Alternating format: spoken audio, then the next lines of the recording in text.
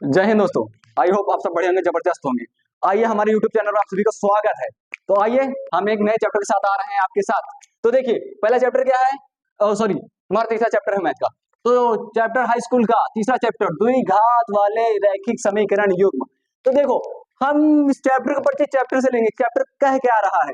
तो देखो इसका क्या है, एक बार नीचे लिख लेते हैं। हम लिखते हैं दो चार दो चर वाले दो चर वाले दो चर वाले रैखिक दो चर वाले रैखिक समीकरण दो चर वाले रैखिक समीकरण युग्म युग्म दो चर वाले रैखिक समीकरण युग्म। तो देखो दो चर मतलब तुम्हें पता है चर अचर क्या होते हैं। तो चर क्या होते हैं एक बार देख लीजिए, चर और अचर। तो चर वे होते हैं जैसे ए बी सी डी या फिर ए बी सी डी या एक्स वाई जेड। तो A B C D dot dot या फिर एक्स वाई जेड, ये क्या है हमारे अचर संख्या, क्या है अचर पद है, क्या है अचर संख्या या फिर अचर पद है। और ये सॉरी चर पद है। अचर क्या होते हैं, एक दो तीन मतलब गिनती सारी, ये क्या होती है हमारी अचर, क्या होती है अचर। तो देखो हम सीख लिया ना चर क्या होते हैं अचर क्या होते हैं। तो क्या रखा है दो चर। अब दो चर कोई भी से ले सकते हो, ए भी ले सकते हो, बी भी ले सकते हो या फिर एक्स वाले। तो हम क्या ले रखे हैं दो चर। दो चर क्या रखे हैं एक्स और वाई, एक्स और वाई, ठीक है। वाले रैखिक, रैखिक मतलब क्या होता है, आपको हमने बहुपद में पढ़ाया था रैखिक, रैखिक बहुपद, रैखिक बहुपद जिसकी पावर एक होती, जिसकी पावर एक होती है क्या कहता है रैखिक। तो देखो जिसकी पावर एक हो, तो मान लो हम एक्स की पावर एक और वाई की पावर एक, ये हमारा क्या है रैखिक समीकरण, सॉरी रैखिक है, क्या है हमारा रैखिक, जिसकी पावर एक हो। तो यहाँ पे लिख दो जिसकी जिसकी घात जिसकी घात जिसकी घात एक हो, जिसकी घात एक हो, वो हमारा क्या कहलाता है रैखिक। रैखिक क्या कहलाता है रैखिक। समीकरण की बात कर रहे हैं हम, क्या समीकरण। तो आपको हमने समीकरण बताया था ना, समीकरण क्या होता है कि दो अचर या चर पद का मान निकालना हो तो इससे क्या बनता है हमारा समीकरण। जैसे कि हम माने समीकरण की बात कर रहे हैं, तो हमारे सामने हमारा क्या बनता था बहुपद में X square plus B X और प्लस सी। देखो चर और अचर मिलाकर क्या बनता है हमारा, बराबर क्या होता है इसके जीरो होता है, ये हमारा क्या होता है समीकरण, क्या होता है हमारा समीकरण। तो हम पक्ष को विभाजित करते हैं, यहाँ से क्या मान निकाले थे हम एक्स का मान निकाले थे फिर वाई का मान निकाले तो हमारा क्या होता है समीकरण। समीकरण तो हम समीकरण के मान लिख सकते हैं हम, जैसे कि लिख लें हम कोई सा भी समीकरण लिख लो, जैसे लिख लो अब एक्स वाई में तो एक्स वाई लिख देते हैं, दो एक्स प्लस तीन वाई और प्लस 6 बराबर 0, ये भी लिख सकते हैं समीकरण। और समीकरण लिख लो, समीकरण बहुत प्रकार के होते हैं, कि भी स्क्वायर में होते हैं जिसकी पावर इसमें 1 है, और कई तरह तरह के आ सकते हैं। जैसे देखो 4x और प्लस 2 बराबर 0, तो हम x बराबर मान निकाल लें, तो 4x बराबर ये प्लस में इधर जाएगा माइनस में 4, तो x बराबर माइनस के 2/4, इसका मान निकाल लो, ये हमारा क्या है समीकरण है, क्या हमारे पास समीकरण है। और युग्म, हम युग्म की बात कर रहे हैं। तो देखो समीकरण क्या होता है, समीकरण हमारा होता है 2x प्लस 3y बराबर 6 बराबर 0, ये हमारा क्या है समीकरण। तो देखो हम युग्म की बात कर रहे हैं, हमारा युग्म क्या कहता है, हमारा युग्म कहता है दो समीकरण हो, कितने समीकरण हो दो समीकरण। तो देखो एक समीकरण तो ये है, दूसरा समीकरण क्या है हम मान लेते हैं 4x और प्लस 5y प्लस 6 बराबर 0, ये हमारा क्या है एक दूसरा समीकरण। तो ये क्या होगा एक युग्म। आपको पहले समझ दो चर वाले मतलब x कामा y, ये हमारे क्या है दो अचर वाले समीकरण, मतलब क्या होता है जिसकी पावर एक हो वो हमारा क्या कहलाता है, जिसकी घात एक हो वो हमारा क्या कहलाता है रैखिक। आपको हमने बहुपद में अच्छे से पढ़ाया था, बताया था। अब हम बात कर रहे हैं समीकरण। समीकरण वो होते हैं जो चर और अचर मिलाकर क्या बनते हैं एक समीकरण। और युग्म, युग्म मतलब दो समीकरण हो, कितने समीकरण हो दो। तो देखो आपको ये चैप्टर वाइज हमने समझा रखा है कि चैप्टर क्या रहा है, क्या करना है हमें दो चर वाले रैखिक समीकरण युग्म को क्या करना है इसमें हल करना है, क्या करना है हल करना है। तो ठीक है अब इसे नोट कर ले या फिर स्क्रीनशॉट ले लें, फिर आगे बढ़ते हैं हम। और आप भी सकते हैं यहाँ पर मानक समीकरण, क्या है मानक समीकरण। तो लिख ले यहाँ पर मानक समीकरण, मानक समीकरण। तो मानक समीकरण में लिख सकते हैं जैसे आपको हमने बहुपद पढ़ा रखा था ये वाला x square plus b y plus c बराबर 0। तो हमारा ये क्या है, ये तो द्विघात समीकरण है ना, क्या है द्विघात समीकरण, द्विघात समीकरण है, द्विघात समीकरण या फिर बहुपद है। तो इससे हमें नहीं मतलब, हमें क्या है, इसमें माँ का मानक समीकरण निकालना है। तो देखो इसमें माँ के मानक समीकरण क्या होता है, इसमें एक्स स्क्वायर नहीं होता, इसमें क्या होता है, एक्स स्क्वायर नहीं होता, क्योंकि ये द्विघात नहीं है, हम दो चर वाले की बात कर रहे हैं। तो हम नोट करते हैं, अगला बताते हैं आप सभी को समीकरण। तो देखो क्या होता है, a x plus b y और प्लस सी बराबर 0। इसी को नीचे उठ कर लेते हैं, a x plus b y plus c बराबर 0। ये हमारे क्या हो गए, दो समीकरण हो गए। तो देखो इसका नाम दे रखे हैं, इसे एक दे देते हैं, इसे दो, इसे एक, इसे दो, इसे एक, इसे दो। ये हमारा क्या है, मानक समीकरण। आप नोट कर ले, फिर स्क्रीनशॉट ले ले, फिर आगे बढ़ते हैं।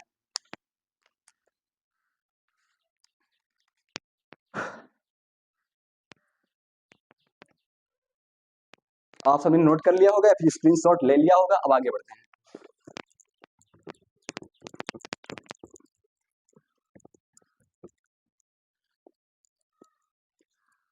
तो हम बात करें इसके बाद रेखा की।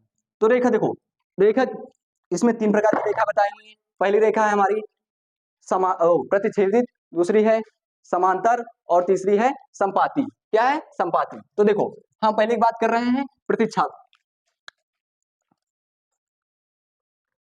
प्रतिच्छेदित, प्रतिच्छेदित, प्रतिच्छेदित रेखा है, प्रतिच्छेदित रेखा है।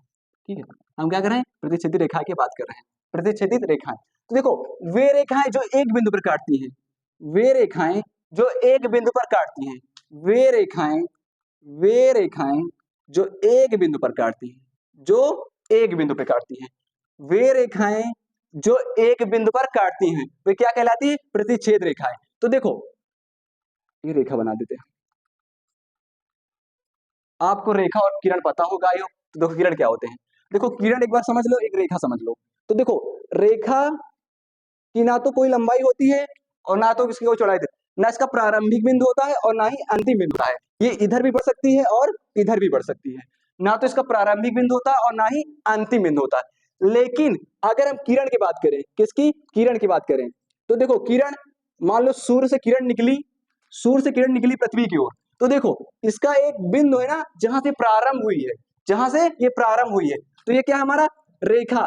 तो प्रारंभ हुई है, इसका अंतिम बिंदु कोई नहीं, अंतिम कहीं भी जा सकती। लेकिन जो हमारी रेखा है, इसका कोई बिंदु है ना, ना तो प्रारंभिक है ना ही अंतिम है। तो ये इधर भी जा सकती है और इधर भी जा सकती है। लेकिन जो हमारी किरण होती है, वो एक बिंदु से निकलती है और अनंत तक जाती है, अनंत तक जाती है। तो ये हमारी क्या होती है, किरण होती है, हमारी क्या होती है, रेखा। तो कहीं दो रेखाएं जो एक बिंदु से विभाजित करती हैं, जो एक बिंदु पर काटती हैं, वो क्या कहलाता है, प्रतिच्छेद रेखाएं। तो देखो इसके बारे में और कुछ जानते हैं हम अभी, एक मिनट। तो देखो अब हम जानते हैं इसको कैसे पता करना है कि ये प्रतिच्छेद रेखा है। तो देखो हम एक एक करके बता रहे हैं या फिर एकांत बता रहे हैं। तो देखो चलो एक बार इसे समझ लो, यहाँ पर लिख देंगे, इसके बारे में यहाँ पर लिख देंगे, इसके बारे में यहाँ लिख देंगे। तो देखो ये तो वहां क्या हो गया, प्रतिच्छेद रेखा। अब हम बात करते हैं संपाती की, संपाती रेखा, संपाती रेखा, रेखाएं लिख लो, संपाती रेखाएं और समांतर रेखाएं,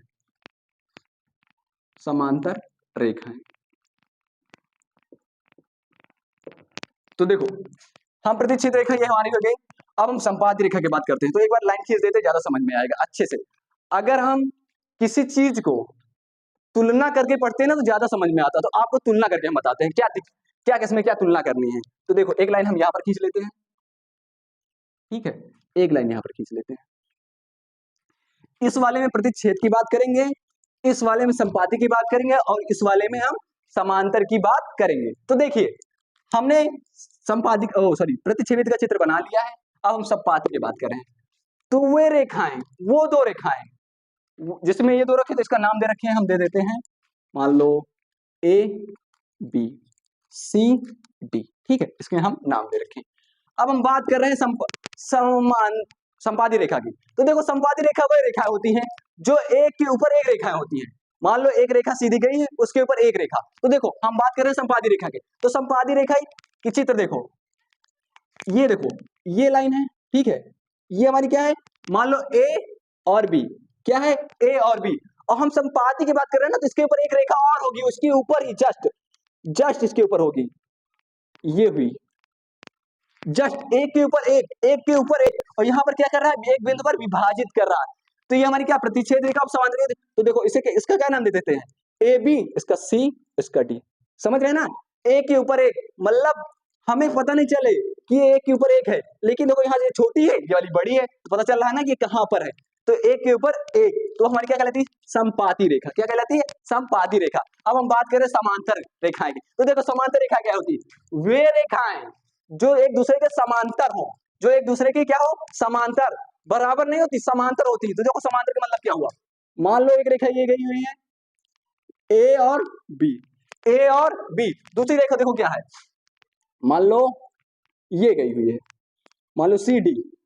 तो देखो वो समांतर रेखा, वो समांतर रेखा वह होती है जिनकी बीच की दूरी, जिनकी बीच की दूरी जगह जगह पे सेम हो, जिनके बीच की दूरी सेम हो, वही क्या होती है, समांतर रेखाएं। समांतर रेखा जरूरी नहीं इसी प्रकार की बनी, समांतर रेखा ऐसे भी बनती है, समांतर रेखा ऐसे भी बनती है, केवल इनकी बीच की दूरी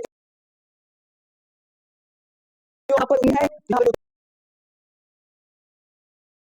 पर रेखाएं वही हमारी क्या होती है, समांतर रेखाएं। तो देख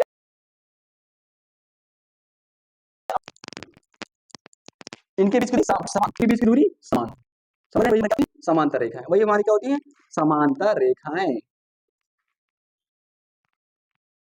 ए बी सी डी, ठीक है, ए बी सी डी, ठीक है। अब हम बात कर रहे हैं, अब देखो अब हम कैसे करेंगे, क्योंकि हमारा जो में होगा उसी समय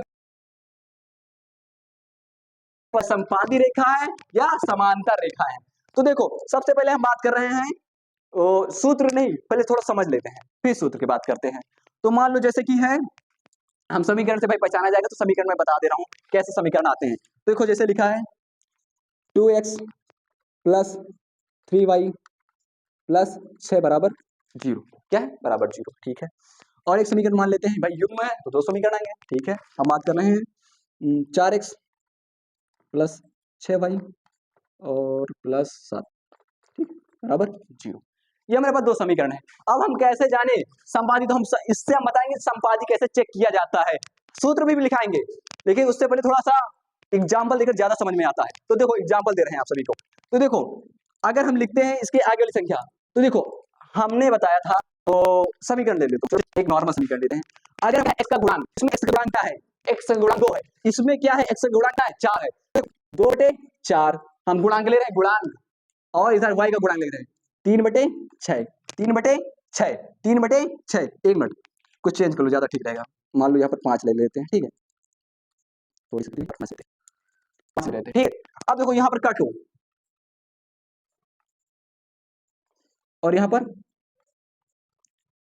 ये देखो बराबर ही नहीं है। अगर एक बराबर ना हो तो हम अभी तीसरी नहीं ले रहे हैं, अभी तीसरी काम पहले ही में पता चल गया कि ये बराबर नहीं है, तो हमारे क्या है, प्रतिच्छेदी रेखा, प्रतिच्छेदी रेखा, ये हमारे क्या है, प्रतिच्छेदी रेखा। अब हम बात करें संपादी की, देखो अभी जब तक हमने 2 सिद्ध किया है, अगर हम तीसरा सिद्ध करें तो कैसे पता चलेगा, तो पहले हम सिद्ध कर लेते हैं। देखो दूसरा क्या कह रखा है, दूसरा सिद्ध कर रहे हैं, मान लो 4y पहला, अब और यहाँ क्या है, समीकरण। अब संपादी रेखा वे रेखा होती हैं जो एक हैं। अब इसका क्या लिखेंगे, x का गुणांक पहले लिखते हैं, x का गुणांक क्या है, 2/4 बराबर 4/16 आ जाए तो हमारी क्या कौन सी रेखा होंगी, तो देखो काटो 1/2 बराबर 1/2 बराबर 1/2, इसका बराबर, तो कौन सी रेखा होगी, संपादी। अब देखो अगर तुमको क्वेश्चन में दे रखें तो आप इससे पहचान सकते हैं कि कौन सी रेखा है संपादी है, कौन सी प्रतिच्छेदी और कौन सी समांतर है। तो हमने दोनों की बात कर ली। अब हम बात कर रहे हैं समांतर रेखाओं की। तो देखो समांतर रेखाएं, कौन सी रेखा है, समांतर रेखाएं। तो देखो समांतर रेखा के एक समीकरण लेते हैं, फिर इसी वाले को थोड़ा चेंज कर लेते हैं, x plus 4y, x plus 4y minus 8 बटे बराबर 0। फिर दूसरा समीकरण 4x प्लस 8y और 16 बराबर 0। हम कैसे पता करें कि समांतर रेखा है, तो देखो समांतर रेखा है, समांतर रेखा है चलो समांतर रेखा की हम बात कर रहे हैं, समांतर रेखा लिखते हैं वैसे इस x का गुणांक क्या है 2/4, हाँ है 2/4 बराबर 4/8, हाँ है 4/8 बराबर क्या है -8/16, -8/16। इसे काटते पता करते हैं, देखो कट रहा है, हाँ कट रहा है बराबर, हाँ कट रहा, हाँ बराबर, अरे नहीं कट रहा, माइनस का आ रहा, माइनस का 1/2 आ रहा, माइनस का 1/2 आ रहा, नॉट इक्वल है, ये दो तो बराबर है लेकिन नॉट इक्वल है, तो ये हमारा क्या होता है समांतर रेखा है। कौन सी? समांतर। थोड़ा सा याद रखना, समांतर मतलब दो समांतर बता दी ना, तो मतलब दो बराबर आनी चाहिए, एक तीसरी नहीं बराबर। संपादी मतलब चारों तीनों बराबर आनी चाहिए, और प्रतिच्छेदित कोई भी बराबर नहीं, कोई भी बराबर नहीं, बराबर और सॉरी कोई भी बराबर नहीं, तीनों बराबर, दो बराबर एक नहीं। देखो इसका सूत्र नॉर्मल से लिखते हैं, सूत्र जिसे हम प्रदर्शित करते हैं, तो हम प्रदर्शित करने वाले लिखते हैं। तो देखो हम प्रदर्शित करने वाले बनाकर डिब्बा में कर देते हैं ना, तो देखो हम पहले डिब्बा बना लेते हैं, डिब्बे के अंदर लिख देते हैं A1/A2 नॉट इक्वल, सॉरी हाँ नॉट इक्वल B1/B2। इससे हम क्या करते हैं? प्रदर्शित करते हैं। क्या करते हैं? प्रदर्शित करते हैं। क्या करते हैं? प्रदर्शित करते हैं। इससे क्या करते हैं हम? प्रदर्शित करते हैं। अगर ये रूप बन रहा है, अगर ये रूप बन रहा है, तो ये कौन से प्रतिच्छेदी रेखाएं दर्शाती हैं? अगर ये रूप में आ रहा हमारा समीकरण, अगर ये रूप में हमारा समीकरण तो कौन सी प्रदर्शित करती है? प्रतिच्छेद रेखाएं। अब हम बात कर रहे हैं संपादी रेखा की। किसकी बात कर रहे हैं? संपादी रेखा की। तो देखो संपादी रेखा, संपादी रेखा A1/A2 बराबर B1/B2 बराबर C1/C2, इसकी बात कर रहे हैं। ये हमारा इससे प्रदर्शित करते हैं, हम इससे प्रदर्शित करते हैं A1/A2 मतलब x का गुणांक, इसमें y का गुणांक, इसमें अचर पद। तो देखो A1 मतलब समझ रहे हो ना समीकरण में A1 कहां पर होता है? A1 ये है, A2 ये, हमने दो घात समीकरण में अच्छे से बताया था। तो देखो समझ चुके होंगे, ये हमारा C होता है, ये हमारे B होते हैं, ये हमारे क्या होते हैं? A होते हैं, ठीक है। और हम इसकी बात कर रहे हैं, तो देखो इसमें इससे क्या प्रदर्शित करते हैं? इससे प्रदर्शित करते हैं A1/A2 बराबर B1/B2 नॉट इक्वल C1/C2। ये हमारा क्या होता है? ये हमारा होता है, इससे प्रदर्शित करते हैं समांतर को। अगर ये रूल बन रहे हैं, तो ये रूल बनने का मतलब प्रतिच्छेदी रेखा, ये रूल बनने के मतलब संपादी रेखा, ये रूल बनने के मतलब समांतर रेखाएं। इसे और भी नाम से जानते हैं। तो देखो हम नाम रेड पेन से लिखते हैं, ठीक है। नाम हम क्या करते हैं? रेड पेन से लिखते हैं। एक मिनट पानी पी लूं, फिर पढ़ाता हूँ आगे, बहुत ज्यादा गर्मी है।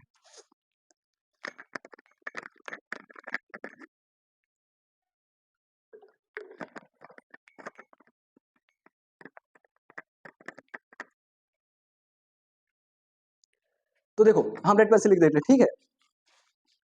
तो देखो यहां पर क्या होगा? अद्वितीयक हल, अद्वितीयक, अद्वितीय, सॉरी इससे पहले एक मिनट,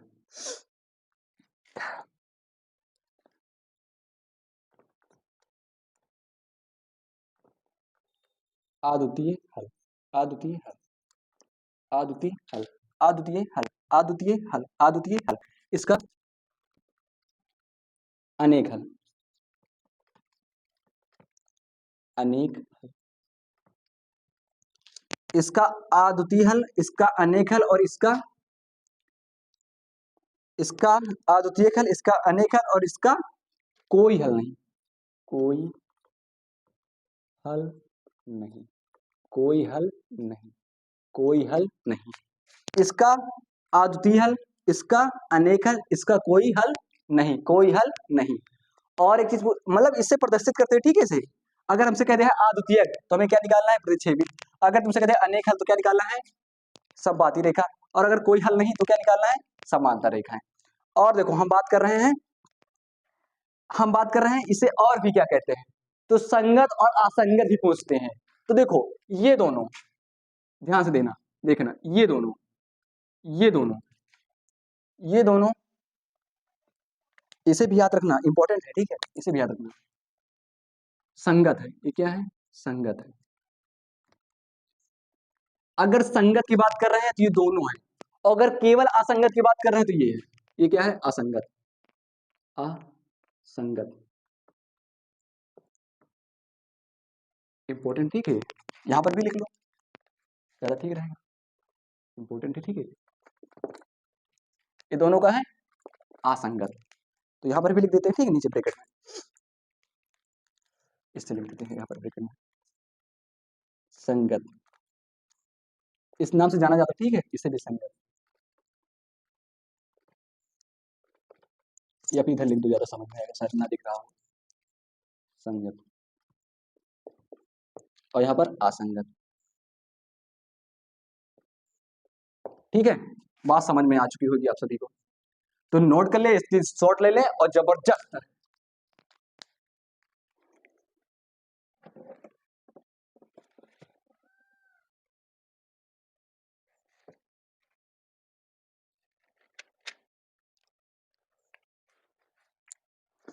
आप सब स्क्रीनशॉट ले चुके होंगे। तो अगला वीडियो फिर अगले पढ़ाते हैं, अगले